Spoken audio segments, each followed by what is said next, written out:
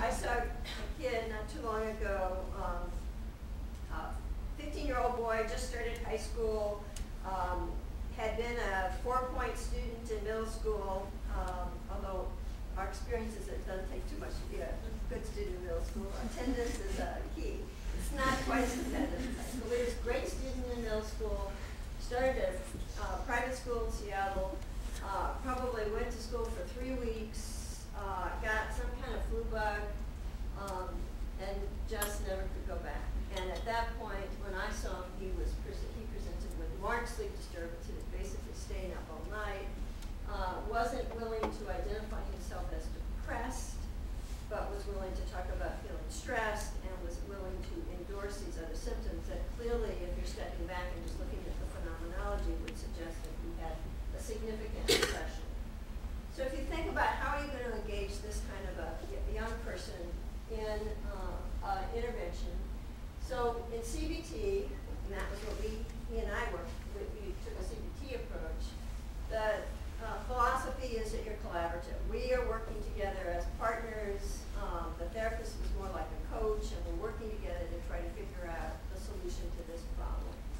The sessions are structured. There's a blend of a little bit of didactic, teaching some skills, a little bit of open-ended questioning, ongoing assessment, so you're always looking for new information that's going to help you understand what's driving this behavior for the young person.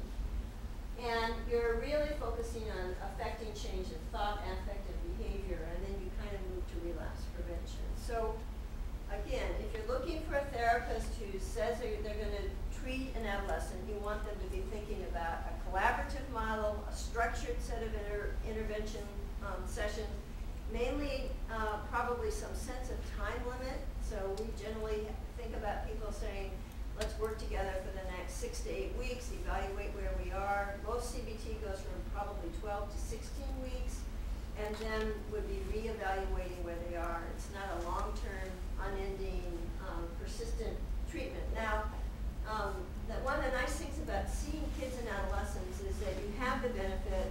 I've seen a lot of kids where I might do 3 months of pretty intensive work, and then they kind of go on their way, and then they come back maybe because they've had a little bit of a problem, something's kind of run amok, and then they can easily come back in and for a brief kind of refresher or booster session. This is what a setting, the kind of core things, the technology, agenda setting. And that is that you're very apparent. Everything is what's the word? Transparent now. The watchword right now.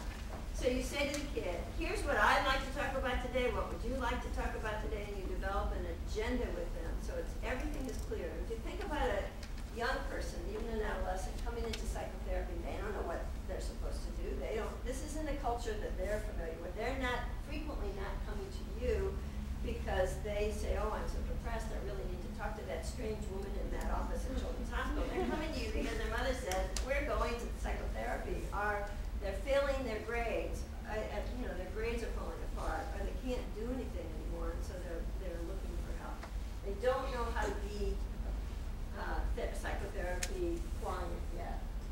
So you do a lot of mood monitoring. You have kids keep track, and there's a lot of homework, but you can do it as simply as you want. A lot of mood monitoring, having them pay attention to, okay, keep track of your mood over the last day, or let's go through your mood and say, how did you feel in math class? Awful.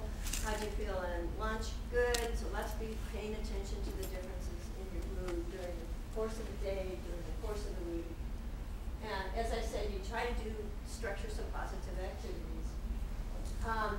Then you're really trying to link affect, behavior, and cognition, and there's a lot of work on what's called thought records and changing beliefs. And the whole core of cognitive behavioral therapy is that our thoughts, or how we interpret an interaction, are going to affect how we feel and then what we do. So if I'm in the cafeteria and one of you walks by me and we're supposed to be great friends and you don't even talk to me, I could think, oh, they really hate me, I'm really a jerk, I must have really done something wrong to make her mad at me.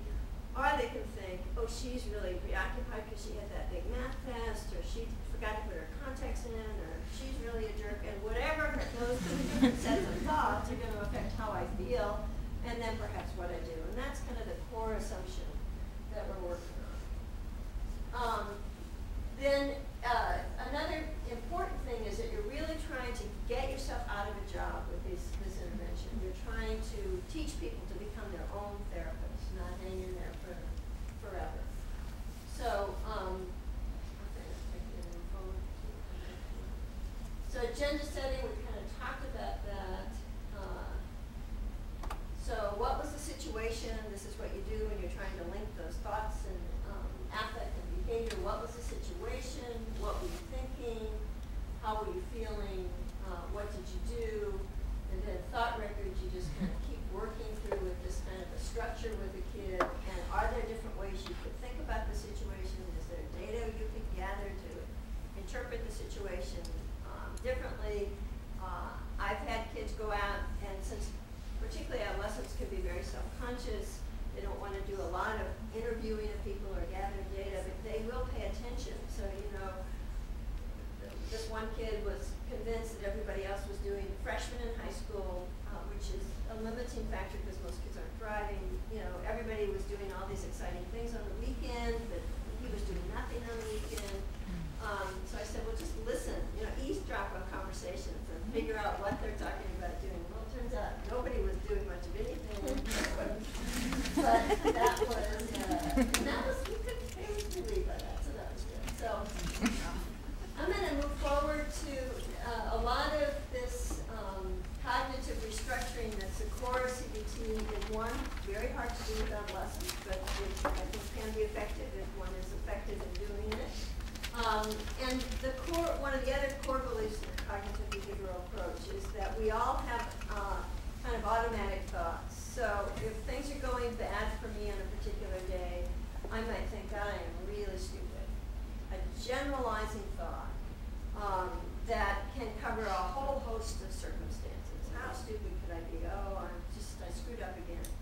Or I'm unlovable. So back to develop this intervention, things that people think of themselves as incompetent are unlovable. It's the kind of two core thoughts. And you want to try to get what is the underlying theme for this young person, and then begin to get them to think that there may be a different way to interpret their situation or see themselves. So those automatic thoughts and underlying beliefs are what you're after. I'm going to move on to just give you a sense of interpersonal psychotherapy. Go there too quickly. So interpersonal psychotherapy is the other approach that has the most data to support it and work with kids and adolescents, but most of the data in interpersonal psychotherapy is with adolescents. It's a very different kind of approach, but both of them involve a very active, collaborative relationship with the therapist, and both of them involve a structured, determined, can be renegotiated period of time in which treatment is taking place. So neither of them would be considered long-term, lifelong commitments to psychotherapy. So they're both, in both cases, you're probably looking at 3 to possibly 6 months of intervention and then a reevaluation of what's going on. It's here and now treatment. Both of them are here and now treatments. Really focus on what's going on in your life now and how can we make it better, as opposed to what happened to you when